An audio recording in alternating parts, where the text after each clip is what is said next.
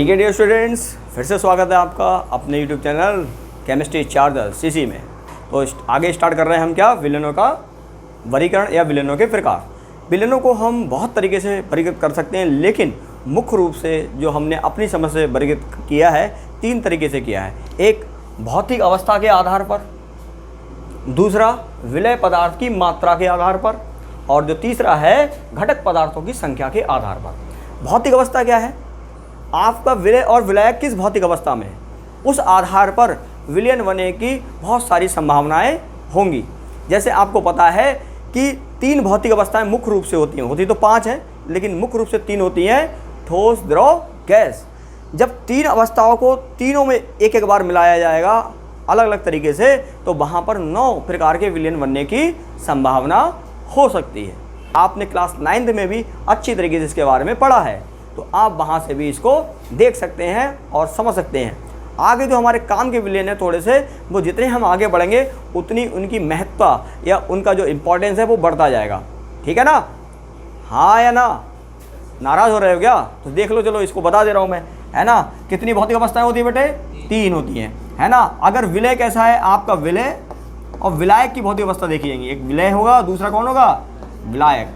किसी भी विलयन में सामान्यतः विलय एक या एक से अधिक हो सकते हैं, लेकिन जो आपका विलायक है वो केवल क्या होता है, एक ही होगा। विलय क्या होगा, अधिक हो सकता है, लेकिन विलायक हमेशा एक होता है।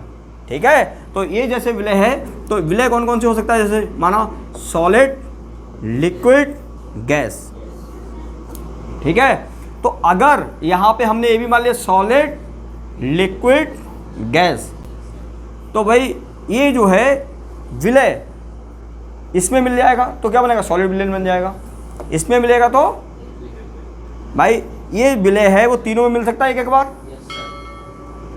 ये लिक्विड तीनों में मिलेगा, 3 तरह के विलय इसके बन जाएंगे। समझ में आ रही बात? तो इस तरीके से आपस में मिलेंगे, एक जो विलय है वो तीनों में मिलेगा, तो 3 तरीके के विलयन बनाएगा। और ऐसी कितने, 3 है, तो 3 3 9 प्रकार के विलयन बनने की संभावना होगी। बात समझ आ गई?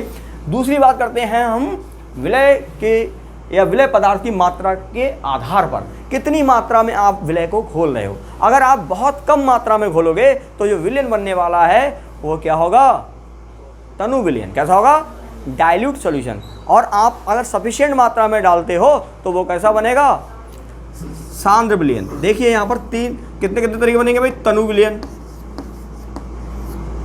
तनु विलयन, मैं शॉर्ट में लिख दे रहा हूँ, तनु विलयन। एक बनेगा कौन सा बेटा, सांद्र विलयन।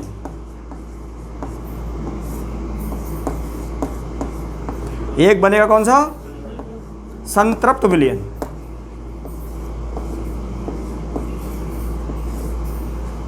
और एक बनेगा आपका अति संतृप्त। क्या बनेगा, अति संतृप्त विलयन, अति संतृप्त।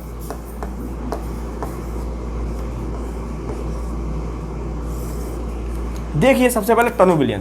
तनु विलयन क्या है, जिसमें विलय बहुत कम होगा और विलायक बहुत ज़्यादा होगा। जैसे माना आपने 10 ग्राम चीनी को 1 लीटर या 2 लीटर पानी में घोल दिया, तो वो कोई मीठा शरबत नहीं बनेगा, बहुत फीका फीका विलयन होगा। यानी एक तरीके का फीका विलयन है। कैसा है, फीका होगा, है ना। उसमें विलय की मात्रा ना के बराबर या बहुत कम होगी। ऐसा विलयन कहलाता है तनु विलयन। ऐसे विलयन को संक्षिप्त में जो हम दर्शाते हैं, तो वो अंग्रेजी के शब्द जो बनाते हैं, कौन सा, DIL, टिल, डाइल्यूट। इसका मतलब क्या था बेटा, डाइल्यूट। अंग्रेजी में से डाइल्यूट सॉल्यूशन बोलते हैं। और सांद्र विलयन क्या बोलते हैं, कंसंट्रेटेड सॉल्यूशन। कंसंट्रेटेड सॉल्यूशन वह होगा जिसमें जो विलय पदार्थ होगा वह पर्याप्त मात्रा में होगा। पर्याप्त मात्रा का मतलब ये हुआ, आप ऐसा शरबत बनाएंगे जिसमें अच्छी खासी मात्रा में चीनी मिली हुई होगी, और उसे आप टेस्ट करेंगे वो अच्छा खासा आपको मीठा स्वाद में लगेगा, या आप मीठेपन का अनुभव करेंगे। तो वो कैसा विलयन हो गया, एक तरीके का बेटा सांद्र विलयन हो गया। सही है ना। तो सांद्र विलयन को अंग्रेजी में अगर हम दिखाएं, वर्णमाला अंग्रेजी शब्द में संक्षिप्त रूप में जो दिखाते हैं वो क्या होता है, संक्षिप्त रूप में जो सांद्र विलयन को प्रदर्शित करेंगे वो होगा capital C small ONC dot. एक कंसंट्रेटेड विलयन को प्रदर्शित करता है। बात समझ रहे हैं, बिल्कुल ध्यान में रख लीजिए, कंसंट्रेटेड विलयन। क्लियर हो गया। फिर बात करते हैं संतृप्त विलयन। संतृप्त विलयन वह होगा जब आप जल में चीनी घोलते जाएंगे, घोलते हैं, घुलता रहेगा, सांद्र विलयन बन जाएगा। जैसे सांद्र विलयन के बाद और चीनी आप घोलेंगे तो चीनी का घुलना रुक जाएगा या चीनी घुलना बंद हो जाएगी। जहाँ पर कोई विलय विलायक में घुलना रुक जाए तो उस समय जो विलयन प्राप्त होता है उसको कहते हैं हम संतृप्त विलयन, यानी एकदम तृप्त हो गए। जैसे आप खाना खाने के बाद तृप्त हो जाते हैं, उसके बाद खाना खाने की इच्छा नहीं होती है, सेम वैसे ही एकदम जो विलयन मिलेगा वह संतृप्त विलयन होगा, उसमें और विलय के अणु विलायक में नहीं घुलते हैं।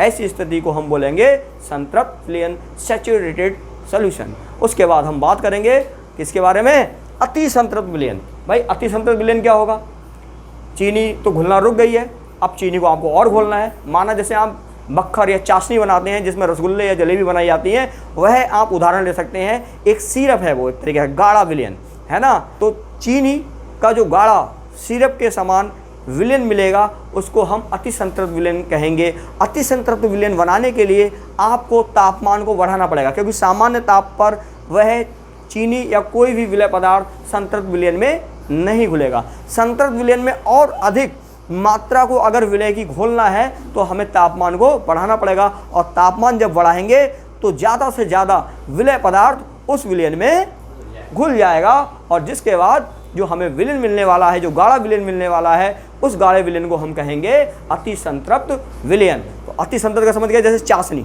बक्खर बोलते नहीं, जलेबी या रसगुल्ले जिसमें डुबाए जाते हैं, चाशनी जिसे बोलते हैं, वो एक तरीके का अति संतृप्त विलयन हो गया। शीरा होता है, वो भी एक तरीके का अति संतृप्त विलयन है।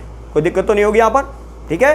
फिर अगला वर्गीकरण हम बता रहे हैं, कौन सा है बेटा, घटक पदार्थों की संख्या के आधार पर। तो घटक पदार्थों की संख्या के आधार पर हम कैसे वर्गीकृत करेंगे, भाई बहुत सारे घटक पदार्थ मिले हुए हैं विलयन में। सामान्यतः आपके सिलेबस में, ये माइंड कर लीजिए, एकदम दिमाग में सेट कर लीजिए, आपके सिलेबस में सिर्फ 2 घटक वाला विलयन है।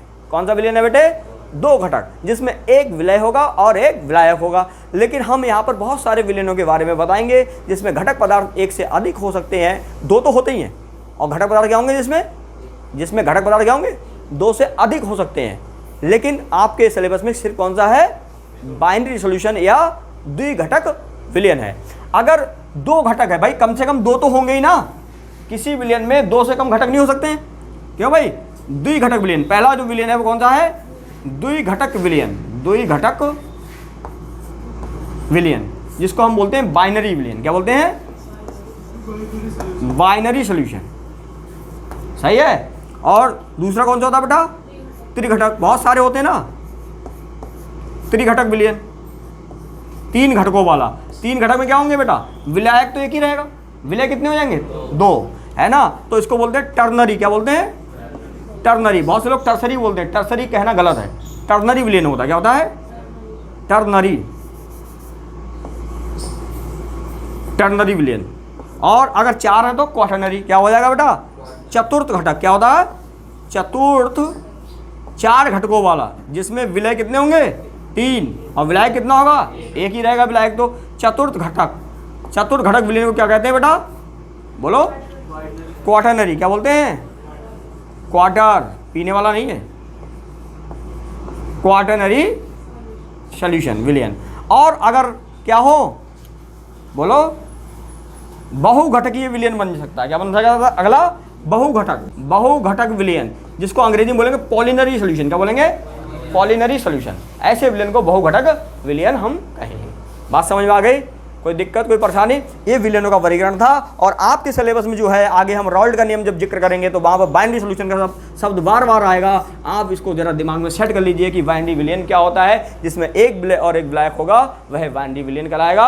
और इसको हम रॉल्ड के नियम में अच्छी तरीके से पढ़ेंगे। कोई दिक्कत तो नहीं है किसी को, समझ में आ गई बात, ठीक है। मिलते हैं फिर अगले लेक्चर में। देखते रहिए केमिस्ट्री चार्जर, और बने रहिए, आगे बढ़ते रहिए, चैनल को आगे बढ़ाएं और अपने आप को भी आगे प्रमोट करें।